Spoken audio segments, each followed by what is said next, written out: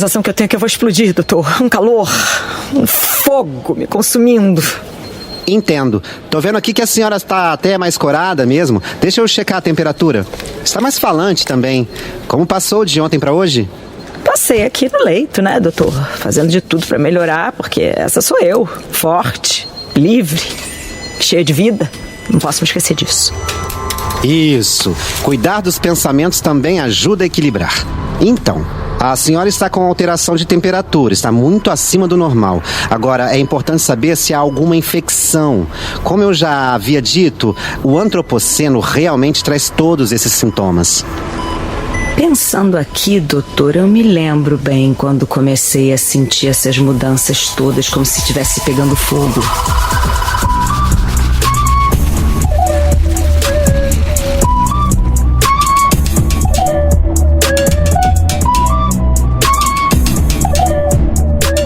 Poxa, Terra, eu te entendo bem quando você diz que tá queimando. E olha que eu nem sou médica, mas eu concordo que tem uma grande perturbação que tá te levando a esse aquecimento. Eles, os seres humanos, nem sempre estiveram aqui. Mas desde que chegaram, tudo mudou. E neste episódio, a nossa personagem principal, a Terra, ela vai dar um passo gigantesco, um salto quântico no seu processo de cura. Sabe por quê? Ela decide olhar para o que causa tanto mal-estar. E nas palavras dela... Revolução, mudança brusca, agitação. O Dr. Cruz também, ele é um médico intensivista, como eu já disse, mas ele é mais, ele vai além. Ele é um médico humanista. E para sarar essa doença que está deixando ele tão intrigado, ele precisa conhecer a paciente como um ser complexo, um ser diverso, um ser integral. Mens sana in corpore sano, mente sã em corpo são. Eu sou Adrielen Alves, sou jornalista de ciência e este é o episódio 3 da primeira temporada do podcast SOS Terra Chamando. É uma parceria da Empresa Brasil de Comunicação e da Casa de Oswaldo Cruz.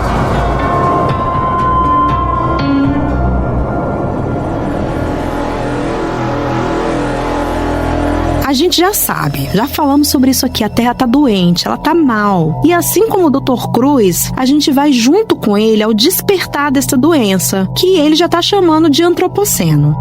Revolução, mudança brusca, agitação. Sim, uma revolução, como a Terra diz. Mas o que será que isso quer dizer? Vamos começar pelo dicionário?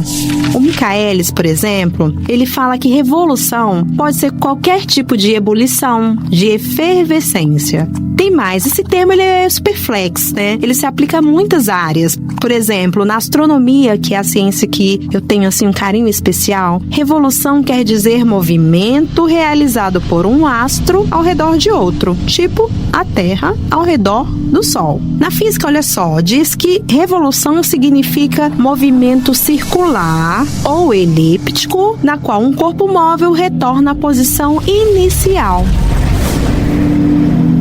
Bom, na astronomia ou na física, revolução tem movimento. E se é assim, é claro que tem também na história. Quem aí, por exemplo, nunca ouviu falar em Revolução Industrial? Então, gente, senta ou concentra que lá vem história. Imagine só, o nosso planeta em chamas, poluidíssimo, com aquele ar difícil, intragável, cada dia mais quente e as temperaturas subindo. Quem vê, quem olha, quem percebe, pensa até que deu a doida no clima, deu a louca no clima. Nunca a previsão do tempo foi tão aguardada no noticiário, certo?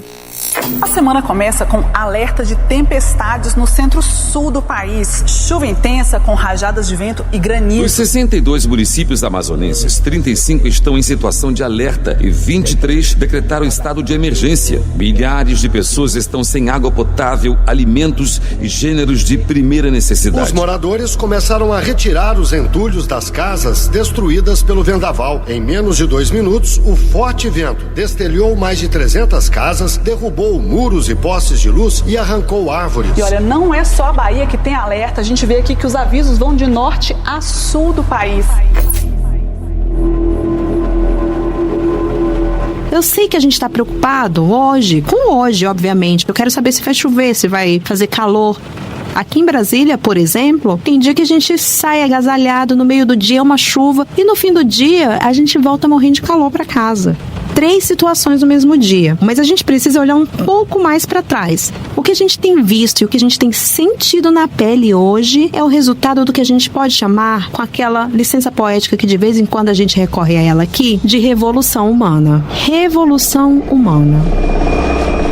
Aqui com a gente, o Dr. Carlos Nobre, ele é um dos maiores climatologistas do planeta. Ele é colaborador do Instituto de Estudos Avançados da USP, a Universidade de São Paulo. Doutor Carlos, eu pergunto então, quem começou tudo isso? Somos nós mesmos. Por exemplo, aumentamos a concentração do gás carbônico, o principal gás do aquecimento global, em 50%. E então, o que nós estamos fazendo com o planeta, né, nós estamos fazendo uma temperatura e que se continuarmos, vai ser um clima que não existe há milhões e milhões de anos. Né? Nós estamos agora num nível que só existia nos últimos períodos interglaciais. Em 1 milhão de anos, algumas vezes, 10, 20 mil anos, tinha essa temperatura de hoje. Se a gente chegar a 3 graus mais quente, nós temos que ir numa faixa de 4 a 5 milhões de anos. Nós, humanos, os nossos antepassados, o Homo erectus, um primata que ficou erecto, né, caminhando com as pernas, 2, 3 milhões de anos atrás, e nós, o Homo sapiens, 250 mil anos atrás, nunca o clima do planeta passou desses limites que nós já estamos passando agora. Então, é realmente antropoceno. Nobre nos deu a deixa para a gente entender um pouco mais aquela linha do tempo que vai lá no antropoceno ou aqui no antropoceno. É lá ou aqui, a gente é que escolhe, né? Tem para todos os gostos. E quem vai guiar essa viagem é ninguém menos que ela, a nossa personagem principal, a Terra. Ok, eu topo voltar um pouquinho, sim. Porque pra mim, que tem mais de 4 bilhões e meio de anos, 10 mil anos foi ontem, né? Eu estava em paz há 10 mil anos, lá no início da época geológica do Holoceno, em uma fase bem estável. Depois de passar um tempão coberto de gelo e neve, aí com o fim do período glacial, as temperaturas foram subindo e ficando mais amenas, aquele quentinho no coração. A agitação começou a crescer e se espalhar em mim. Com esse clima mais estável, a civilização humana muda um pouco o seu modo de estar no planeta, né? Ele passa de nômade para assentado. E aí, ele passa a se fixar nos territórios, passa a domesticar os animais, passa a plantar e colher alimentos. Seria uma forma sustentável de se alimentar e de escapar da fome, né? Então, consolida-se aí a agricultura como modo de vivência. Até aí, aparentemente, estaria tudo em harmonia. Mas por tempo limitadíssimo, diga-se de passagem. No encaminhar dos milênios que se seguiram, as comunidades foram se organizando, foram ampliando as atividades agrícolas. E aí o que aconteceu? Vamos lá, vamos junto aqui comigo. Foram se assentando, foram ampliando as atividades agrícolas, antes produziam um tipo de alimento, começa a produzir mais, começa a derrubar o quê? Mais árvores, mais florestas, querem mais o quê? Mais terras, mais postos. E aí, gente, já entendeu, né?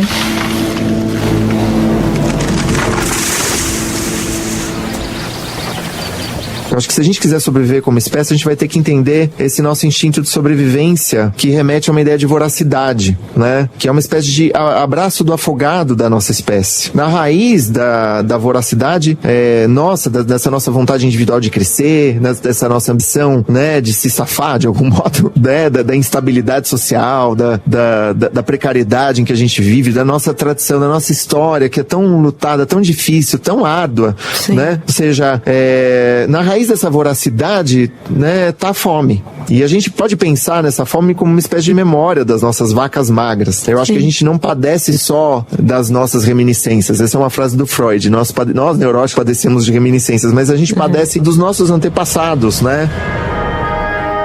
O Tiago Novaes, ele é psicanalista e escritor, e ele acabou de explicar pra gente como é que a gente passa dessa fome de comida para a fome por mais, quer dizer, a fome pra gula. Aperta o 2x aí pra me ouvir.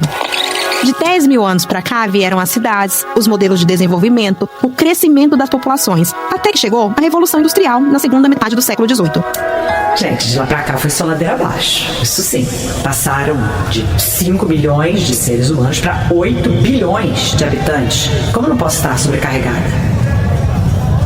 Cresceu a população, cresceu a produção, mas olha só como a conta não fecha. O estoque ambiental é o mesmo, gente. Não tem como fechar.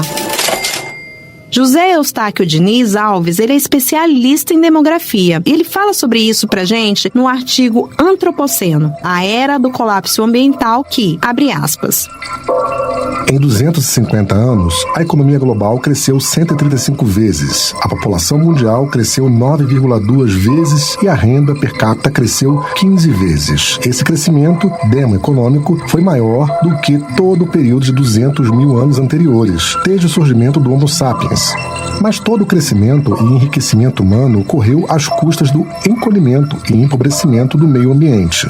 O conjunto das atividades antrópicas ultrapassou a capacidade de carga da Terra e a pegada ecológica da humanidade extrapolou a biocapacidade do planeta. A dívida do ser humano com a natureza cresce a cada dia e a degradação ambiental pode, no limite, destruir a base ecológica que sustenta a economia e a sobrevivência humana.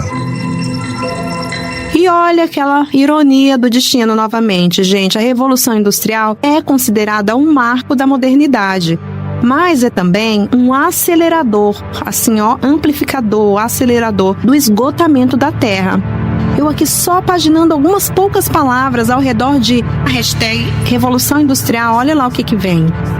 Máquina de vapor, produção em escala, combustíveis fósseis, gases de efeito estufa, poluição, capitalismo, antropoceno. E está aí o tão procurado agente causador da doença da Terra. Não é, Dr. Carlos Nobre?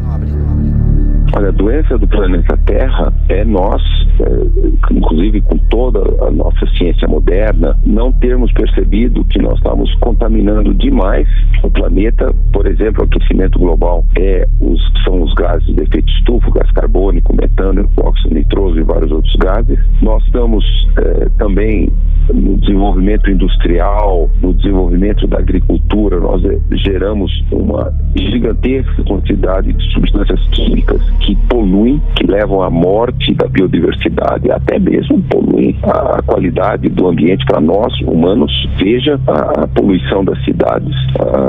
A poluição das cidades de todo mundo leva a 6 a 7 milhões de mortes por ano. A poluição é a queima dos combustíveis fósseis que gera micropartículas e uma grande poluição. Então, nós realmente, esse grande avanço que a ciência, a tecnologia trouxe para a vida dos humanos é o que está levando um risco enorme para todas as populações. Além da agricultura e da Revolução Industrial, os testes nucleares a partir de 1945, eles também são considerados marcos temporais para a aceleração dessas mudanças no sistema Terra. E com a gente aqui agora, Dominique Miranda, pesquisadora da Casa de Oswaldo Cruz, que é aquela nossa convidada de honra aqui do podcast. O que é importante a gente entender, né, na discussão sobre o antropoceno é que determinados processos socioeconômicos, eles são, assim, inseparáveis desses processos biogeoquímicos, né, que tem toda a relação com esse fenômeno que a gente batiza, que a gente chama de antropoceno, né. Como eu disse, essas discussões, né, sobre esse marco temporal, elas ainda estão, digamos, acontecendo, né, elas estão em processo de definição, mas elas incluem todos esses processos aí que você mencionou e que eu mencionei também, né. A agricultura, a revolução industrial, que tem tudo a ver com essa queima de combustíveis fósseis, mas o marco temporal mais aceito, né, entre os estudiosos, não entre os geólogos, não, mas entre todos os outros, é essa chamada, o que a gente chama de grande aceleração, né, é quando teve, que a partir da década de 1940, 1950, quando esses fenômenos como o uso intensivo de plásticos, queima intensiva de combustíveis fósseis, né, uso intensivo de químicos na agricultura, como agrotóxicos, quando eles apareceram e passaram a ser absolutamente usados numa escala, né, planetária muito intensa e com uma velocidade muito grande. Nossa, ficou muito bem desenhado aqui na fala da Dominique, né? Gente, então eu volto a perguntar aqui. Deu a louca no tempo mesmo? Ou será que deu a louca na humanidade? O que justifica esse comportamento que pode levar à extinção de espécies? inclusive a nossa extinção. Com a palavra, mais uma vez, Carlos Nobre, ele que é um dos Guardiões Planetários, um grupo formado por cientistas, políticos, pensadores e empresários com a missão quase impossível: proteger a Terra. Nós temos que ver que nós é que modificamos o clima do planeta de uma maneira muito perigosa, nem o nosso corpo está adaptado para um clima muito mais quente. O estresse térmico, se nós aquecermos 3, 4 graus do planeta, muitas regiões equatoriais e mesmo nas latitudes médias, a temperatura e a umidade passarão do limite do corpo humano. Nós não conseguiremos transpirar mais. E aí, bebês, idosos e idosas só vivem meia hora com esse estresse térmico, adultos saudáveis 2 horas. Então nós podemos tornar muito do planeta inabitável se nós continuarmos. Sim, esse é antropoceno, é a primeira vez que uma espécie, nós, Homo sapiens, estamos causando um risco tão grande que se a temperatura passar de 4 graus até o próximo século, nós vamos gerar a 6ª maior extinção de espécies do planeta. Se elas, no século 22, meio do século 22, tiver muito mais graus, 8, 10 graus, pronto, vai ter a 6ª extinção de espécies que nós é que teremos causado. E a gente falou da fome à gula, né? A pegada geológica da humanidade passa também da sobrevivência neste planeta biodiverso ao ecocídio. Ok, se a Terra ruir, estamos entre as espécies ameaçadas de extinção. Estamos? Eu? Você? Hello! Somos um ser só, integrados, lembra? Está tudo interligado. Ouvimos neste episódio o escritor Tiago Novaes falar sobre esse pulsar que guia a humanidade, a fome. A fome guia a humanidade. Por ela, por conta dela, precisamos desbravar mundos, desbravar situações. Mas fome ou gula? Até onde vai a fome? Quando passa a ser gula? Eu deixo aqui então um trecho da sua última obra, Baleias no Deserto, O Corpo, o Clima, a Cura pela Terra, na voz de Tiago Regoto. Transformamos a vida das plantas de montanhas que nunca escalamos, das profundezas inacessíveis dos oceanos, porque nossos padrões de consumo provocaram anomalias em todo o equilíbrio global. O estrago nos antecedeu em todas as partes, e a fúria ambiental está longe de ser um novo equilíbrio. Embaralhamos as cartas do nosso destino, e com isso, o de todas as criaturas vivas do planeta. Estamos provocando uma confusão em toda a flora, em toda a fauna, porque o reino biológico das criaturas saiu de sincronia, e era imperativo que estivessem sincronizados, o que sempre estiveram, porque isso garantia a coexistência dessas criaturas. Doutor, essa falação todinha, mas quero saber na prática, vai passar essa sensação de aquecimento? Essa onda de calor? Parece que eu tô evaporando todinha. Terra. No 4º episódio, que aquecimento global é esse? Este é o SOS Terra Chamando, o podcast sobre a saúde do planeta. É uma coprodução da empresa Brasil de Comunicação e da Casa de Oswaldo Cruz. Eu sou Adrielen Alves, sou responsável pela idealização